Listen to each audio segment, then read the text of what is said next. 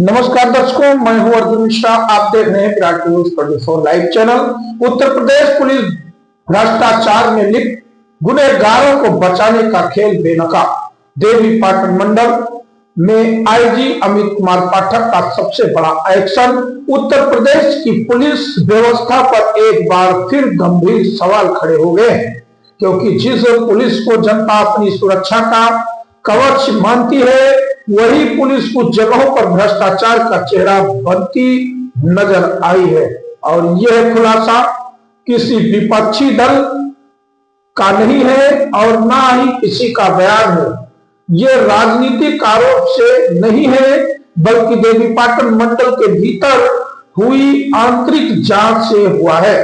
देवीपाटन मंडल के आईजी अमित कुमार पाठक ने ऐसा कड़ा कदम उठाया है जिसने पूरे उत्तर प्रदेश के पुलिस महकमे में हड़कंप मचा दिया है।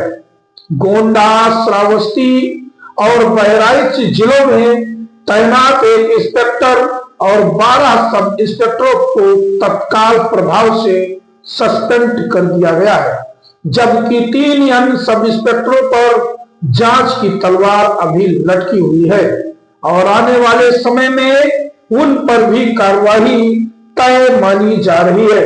यह कार्रवाई किसी छोटी गलती या तकनीकी चूक पर नहीं, बल्कि इंसानी जान से जुड़े बेहद संगीन और शर्मनाक खेल को उजागर करने के लिए बात की गई है। आईजी देवीपाटन मंडल रेंज के निर्देश पर गठित विशेष जांच टीम यानी एसआईटी ने जब सड़क दुर्घटनाओं से जुड़े मामलों की तह तक जाकर जांच की, तो एक भयावह सच्चाई सामने आई। जांच में पाया गया कि जिन जिन मामलों में सड़क दुर्घटना के दौरान किसी व्यक्ति की मौत हो गई थी, उन मामलों की विवेचना कर रहे कुछ पुलिसकर्मी जानबूझकर घटना स्थल का पूरा सच बदल देते थे। जिन वाहनों से वास्तव में दुर्घटना हुई थी, उन्हें रिकॉर्ड से हटाकर दूसरी गाड़ियों को कागजों में शामिल कर दिया जाता था। वास्तविक चालक का नाम बदलकर किसी ऐसे व्यक्ति का नाम डाल दिया जाता था जिसके पास वैध ड्राइविंग लाइसेंस हो या जिसकी गाड़ी बीमित हो, ताकि बीमा कंपनी से मोटा मुआवजा राशि वसूली की जा सके।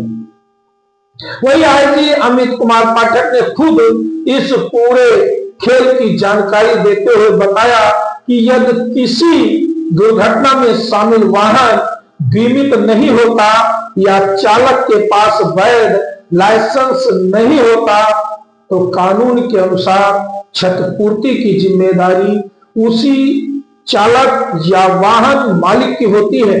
लेकिन इन मामलों में कुछ विवेचकों ने जो आईओ होते हैं, फर्जी तरीके से ऐसे वाहन और चालक कागजों में दर्शाए जिनका घटना से कोई लेना देना ही नहीं था। इससे न सिर्फ बीमा कंपनियों को आर्थिक नुकसान हुआ, बल्कि असली दोषियों को भी बचाया गया और कानून व्यवस्था की जड़ें हिला दी।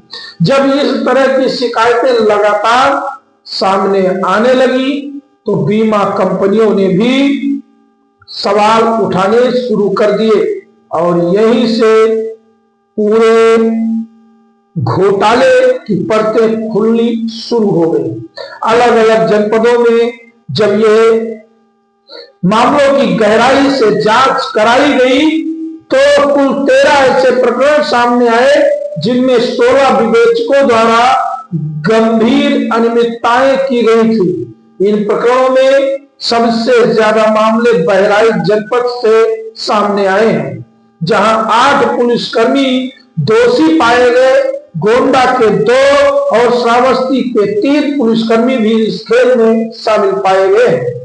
यह कोई मामूली प्रशासनिक कार्रवाई नहीं है, बल्कि यह उस सिस्टम के भीतर छिपे माफियाई गठजोड़ पर सीधा वार है, जो सड़क दुर्घटनाओं में लोगों की लाशों पर भी कमाई का धंधा करता था।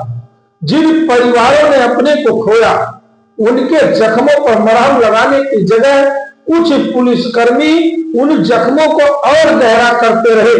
घटना स्थल बदले गए, मोटरसाइकिल बदली गई, कारें बदली गई, ड्राइवर बदले गए और पूरा केस डायरी ही झूठ पर खड़ा कर दिया गया।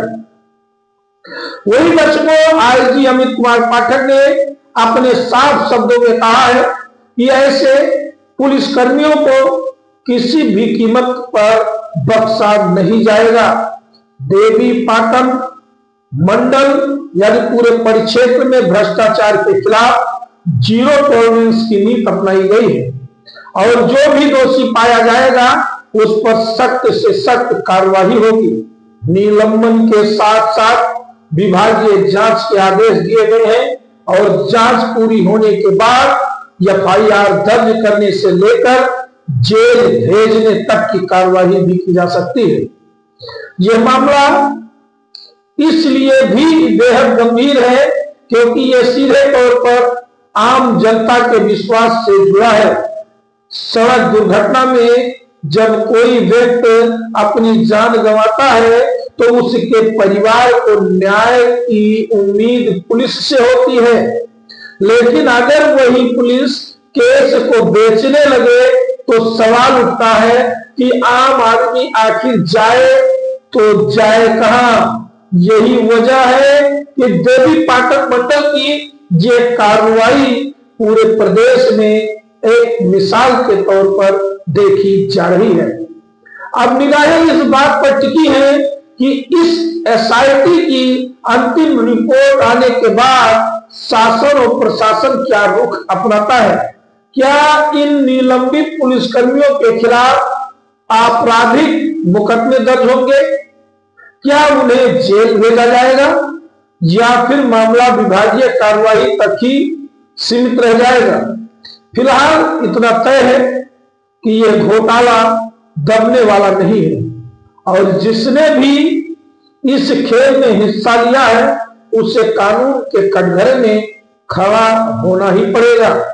वहीं दर्शकों, देवी पाटन मंडल की यह घटना एक बार फिर यह सोचने पर मजबूर करती है कि सिस्टम को अंदर से साफ करने के लिए ऐसे ही सख्त और निर्भीक अधिकारियों और अफसरों की जरूरत है जिन्होंने बिना दबाव के भ्रष्टाचार पर सीधा प्रहार किया है। ये कार्रवाई उन ईमानदार पुलिसकर्मियों के लिए भी एक संदेश है कि कानून से ऊपर कोई नहीं है और जनता के लिए भी ये भरोसे की उम्मीद और किरण है कि अभी सिस्टम में सुधार की उम्मीद बाकी है। तो दर्शकों, ये मेरा खबर आपको कैसा लगा आप कमेंट बॉक्स पर कमेंट जरूर करिएगा।